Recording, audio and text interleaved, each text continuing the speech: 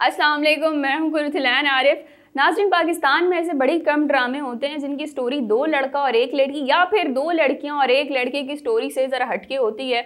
हम देखते हैं कि स्पेशली वो ड्रामे जो कि टैबूज़ पे बने हों या स्टीरियो ब्रेकिंग टाइप के ड्रामे।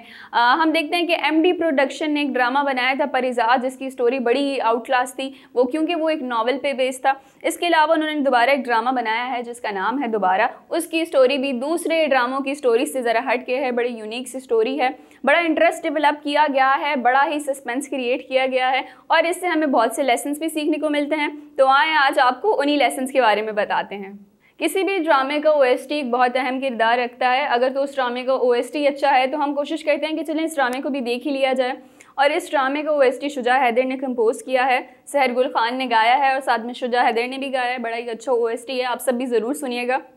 इस ड्रामे पे आ जाते हैं तो इस ड्रामे की जो हीरोइन है हदीका खियानी, जो कि बहुत अच्छी सिंगर होने के साथ साथ एक बहुत अच्छी एक्ट्रेस भी हैं।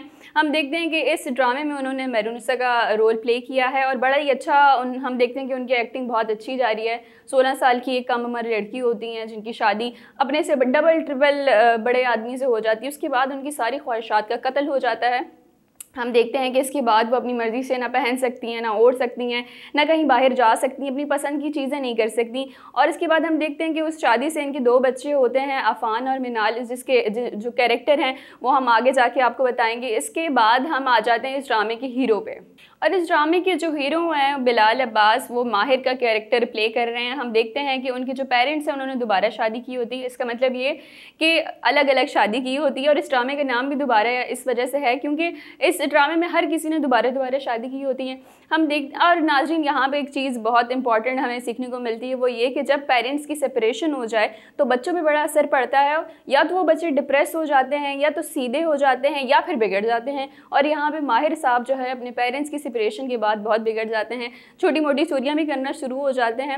हम देखते हैं कि साथ साथ इनकी स्टोरी चल रही होती है और इनकी एक गर्लफ्रेंड होती है नरमीन जिसका नाम होता है, उनसे इनका ब्रेकअप हो जाता है, शादी नहीं हो सकती। क्यों? क्योंकि वो जब रिश्ता लेके जाते हैं तो वो डिमांड करती हैं कि सोने के कड़े हों और उनके जो सोने के कड़े होते हैं वो अपनी स्टेप मदर के चुरा के देते हैं और मौके वारदात पे जो है वो उनकी स्टेप मदर पहुंच जाती हैं और इस तरह इनका किस्सा तमाम हो जाता है। उसके बाद हम देखते हैं कि इनकी स्टोरी का आगाज़ कुछ यूँ होता है कि मेहरुनिसा के हस्बैंड हिदायतुल्लाह का इंतकाल हो जाता है और वो अपने शौहर की डेथ के बाद बाल खोलती हैं, खाना पीना कर रही होती हैं। तो लोग बड़ा हैरान होते हैं कि अभी तो उनके शौहर की डेथ हुई है, तो ये साहिबा जो है वो घूम फिर कैसे रही हैं, खा पी कैसे रही हैं।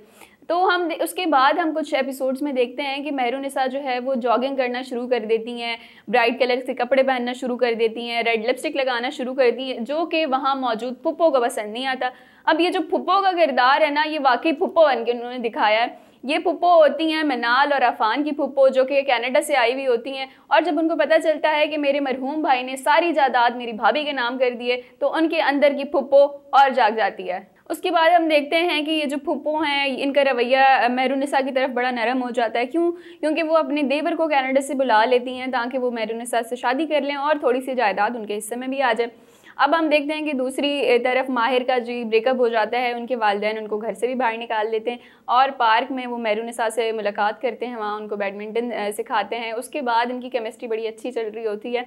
अब हम दूसरी जानिब देखते हैं कि जावेद शेख के साथ मेहरुनिसा शादी करने पर आमादा हो जाती हैं, लेकिन उनके बच्चे उनको अपोज कर रहे होते हैं कि आप दूसरी शादी ना करें। अब यहाँ पर हमें कॉन्फ्लिक्ट देखने को मिलता है कि मेहरुनिसा शादी करने के लिए तो आमादा हो जाती हैं, लेकिन वो अंदर से सोच रही होती हैं कि पहले भी बुढ़े से शादी की थी, दोबारा बुढ़ा खप्पड़ मेरे मत्थे लगने वाला है। लेकिन फिर उसके बाद हम देखते हैं कि एक सीन ऐसा आता है जिसमें वो शॉपिंग करने जा रही होती हैं जावेद शेख के साथ। इतने में गुंडे आ जाते हैं और गुंडे जो है वो जावेद शेख को मार ही रहे होते हैं। इतने में माहिर आ जाता है, उनको बचाता है, हीरोपंती दिखाता है।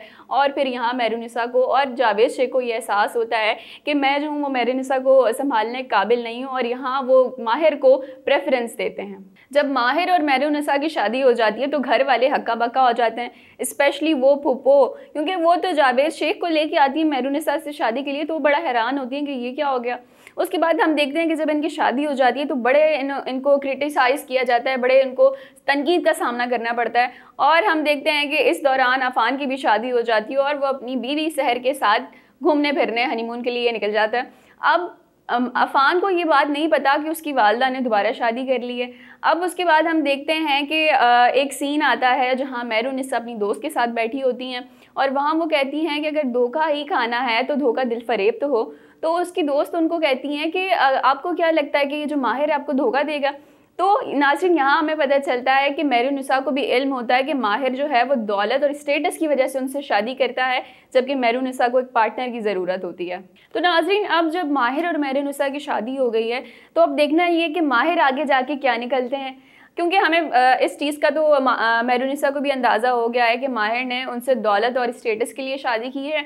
अब हो सकता है कि आगे जाके माहिर को वाकई मेहरुनिसा से मोहब्बत हो जाए या फिर वो सारी दौलत अपने नाम करवाने के बाद अपनी एक्स के बाद वापस लौट जाए, या फिर अफान की बीवी जो कि बड़ी जवान है और बड़ी ग्रीडी सी है। हम देखते हैं कि उनका करैक्टर जो है ना वो इस किस्म का है कि वो बड़ी ग्रीडी सी हैं। उनके घर वाले भी जो है वो प्लॉट डिफेंस में और पता नहीं क्या क्या उनसे लिखवाते हैं।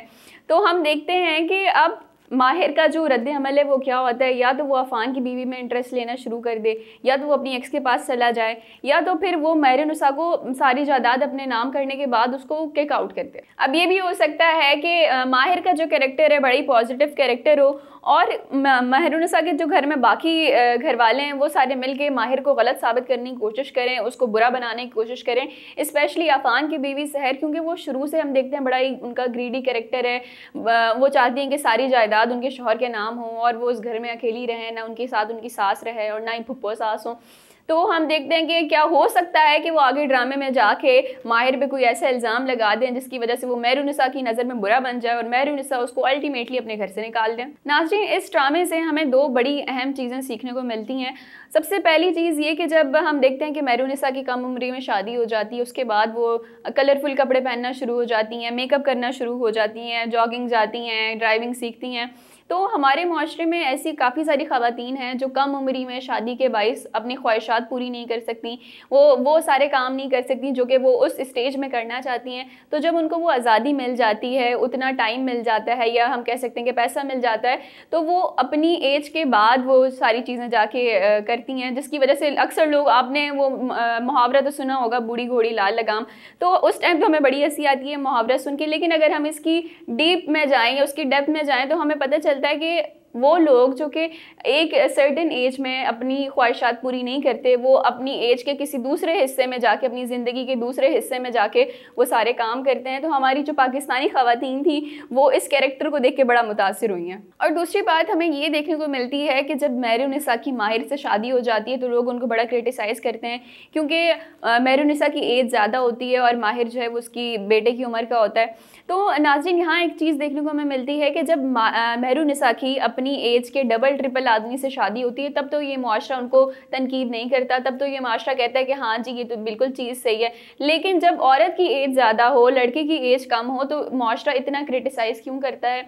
और इसकी एक बहुत अच्छी एग्जाम्पल हमें देखने को मिलती है यूसरा रिजवी की, जिन्होंने अपने से 10 साल छोटे लड़के से शादी की थी। और जब उन्होंने शादी की थी तब सोशल मीडिया पे और ट्रेडिशनल मीडिया पे बड़ा उनको क्रिटिसाइज़ किया गया। तो उन्होंने काफ़ी सारे इंटरव्यूज़ दिए थे और ये कहा था कि मेरी ज़िंदगी, मुझे नहीं पता कि क्या पता अगले 10 सालों तक मैं ज़िंदा भी रहूं या नहीं, क्योंकि लोगों ने उनको कहा था कि ये तो आपका जो शौहर है ये 10 साल बाद आपको छोड़ के चला जाएगा ज़्यादा से ज़्यादा। तो उनका यही कहना था कि मुझे क्या इल्म कि मैं 10 साल तक ज़िंदा भी रहती हूँ या नहीं।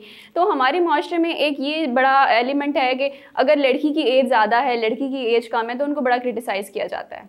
MD प्रोडक्शन में बनने वाले ड्रामा दोबारा को लोगों की जानिब से बड़ा पसंद किया जा रहा है। इससे कबल हम देखते हैं कि MD प्रोडक्शन ने परिज़ाद ड्रामा बनाया था जिसकी स्टोरी इतनी यूनिक थी, इतनी ज़बरदस्त थी कि लोगों को बड़ी पसंद आई। और हमारी पाकिस्तानी ड्रामा इंडस्ट्री को भी चाहिए कि वो इस किस्म के ड्रामे प्रोड्यूस करे जिनसे लोगों को कोई लेसन हासिल हो, स्पेशली सोशल टैबूज़ के हवाले से कि हमें इन टैबूज़ को ख़त्म करना चाहिए, हमें ये जो स्टीरियोटाइप्स हैं हमारी सोसाइटी में हमें इनको ख़त्म करना चाहिए और अपने ड्रामों से वो पॉजिटिविटी फैलाएं, बजाय ये कि लड़ाई झगड़े दिखा के नफरतें फैलाई जाएँ। अब देखना है कि इस ड्रामे में आगे चल के क्या होता है। नाज़रीन आज के लिए इतना ही, फिर हाजिर होंगे नए प्रोग्राम के साथ। अल्लाह नेगेबान।